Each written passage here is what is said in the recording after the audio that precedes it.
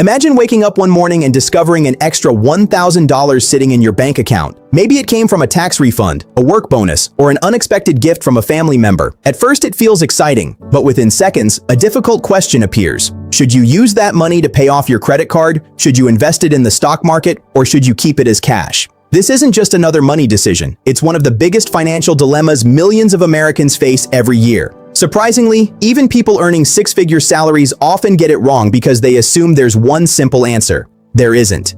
The truth is far more interesting, and by the end of this video, you'll understand exactly why. Meet two fictional co-workers, Sarah and Michael. They both work for the same marketing company in Dallas, Texas. They're both 32 years old, earn about $85,000 a year, carry some student loan debt, have a credit card balance, and have access to a 401k retirement plan through work. On paper, their financial lives look almost identical. Then one day, each receives a $5,000 annual bonus. Sarah immediately puts every dollar toward paying off debt. Michael invests every dollar into an S&P 500 index fund instead. 5 years later, one of them is significantly wealthier than the other. But here's the twist. The answer isn't as obvious as you might think. Most people treat paying off debt and investing as if they were enemies. They believe they must completely finish one before thinking about the other. Social media is full of advice like, never invest until you're debt-free, while others say, invest as early as possible. Both are sometimes right, and both can also be completely wrong depending on your situation. Personal finance isn't about catchy slogans. It's about understanding math, risk, and human behavior. The first thing most people overlook is that not all debt is created equal. Imagine owing $200,000 on a mortgage with a 3% interest rate. Now compare that with carrying $10,000 on a credit card charging 28% interest. Both are debt, but financially they're completely different. One is relatively inexpensive borrowing used to purchase an appreciating asset. The other is extremely expensive debt quietly draining your future every single day. Interest rates change everything. Think of interest as water flowing through a pipe. If your debt costs 25% a year, it's like trying to fill a bucket with a huge hole in the bottom. Every dollar you invest while ignoring that leak has to work incredibly hard just to break even. Historically, the US stock market has returned about 10% annually before inflation over long periods. That's excellent, but it still can't reliably beat a credit card charging more than double that rate. Paying off high-interest debt is like earning a guaranteed return because every dollar of interest you avoid is money you never have to pay again. Now flip the situation. Suppose your only debt is a fixed-rate mortgage at 3%. Historically, diversified stock market investments have produced higher long-term returns than that. In this case, aggressively paying off the mortgage instead of investing could actually reduce your long-term wealth. That's why many wealthy families keep low-interest mortgages while investing elsewhere. They understand that inexpensive debt and productive investments can work together rather than against each other.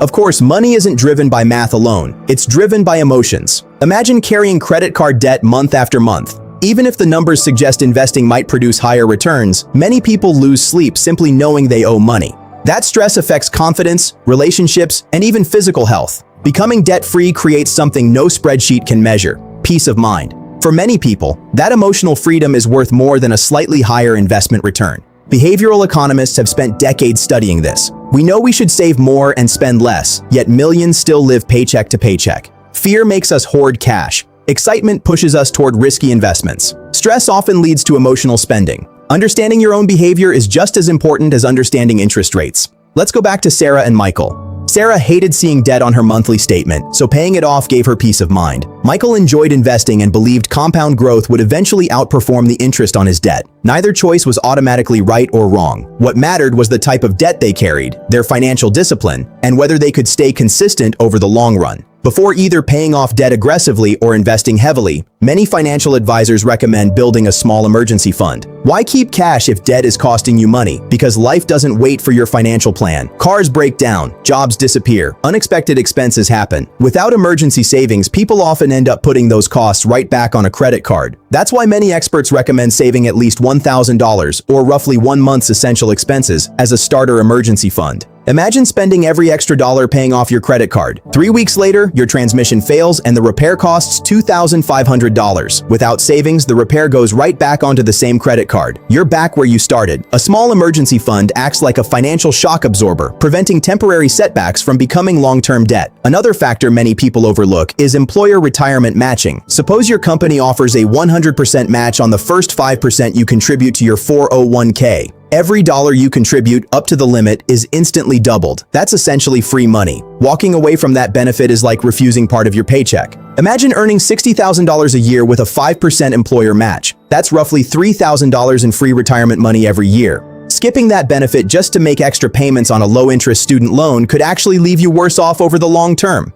Smart financial planning isn't about choosing one extreme. It's about putting each dollar where it creates the greatest value. Different debts deserve different priorities. High-interest credit card debt is usually the most urgent because rates often exceed 20%. Payday loans are even worse. Personal loans vary. Auto loans usually fall somewhere in the middle. Federal student loans often have lower fixed rates and flexible repayment options. Mortgages generally carry the lowest rates. Knowing where your debt falls on that spectrum can completely change the right strategy. Taxes matter too. Retirement accounts like a 401k or IRA offer valuable tax advantages that can significantly increase long-term wealth. Ignoring these benefits while focusing only on debt could mean missing opportunities that compound for decades. There's another trap many people fall into. They become so focused on becoming debt-free that they stop investing entirely for years. By the time they eliminate every loan, they realize they missed some of the most valuable years for compound growth. Time is one financial resource you can never recover. Think of it like planting two oak trees. One is planted today, the other waits 10 years. Even if both receive identical care afterward, the first tree will always be much larger simply because it had more time to grow. Investing works the same way. In many cases, time matters even more than the amount invested. But don't misunderstand the lesson. Starting early doesn't mean ignoring dangerous debt. It means finding the right balance. In many situations, contributing enough to receive your employer's full match, maintaining a small emergency fund, and aggressively paying down high-interest debt can all happen at the same time. Personal finance isn't about following one rule forever. It's about adjusting your priorities as your financial situation changes. Financial independence isn't built through one perfect decision. It's built through hundreds of smart, consistent decisions repeated month after month. The people who quietly become wealthy aren't always the highest earners. They simply avoid expensive mistakes while allowing discipline, time, and compound growth to work together. So if you've ever wondered whether you should pay off debt or invest first, you're asking exactly the right question. But as you've seen, the answer depends on interest rates, employer benefits, emergency savings, tax advantages, and your financial habits. Not a simple yes or no. And this is only the beginning. In the next part, we'll break down the exact step-by-step framework many financial planners use to decide where every extra dollar should go. You'll see real-life scenarios, common mistakes that quietly drain wealth, and a practical system you can apply to almost any financial situation. By the end, you'll know exactly what to do first, and more importantly, why.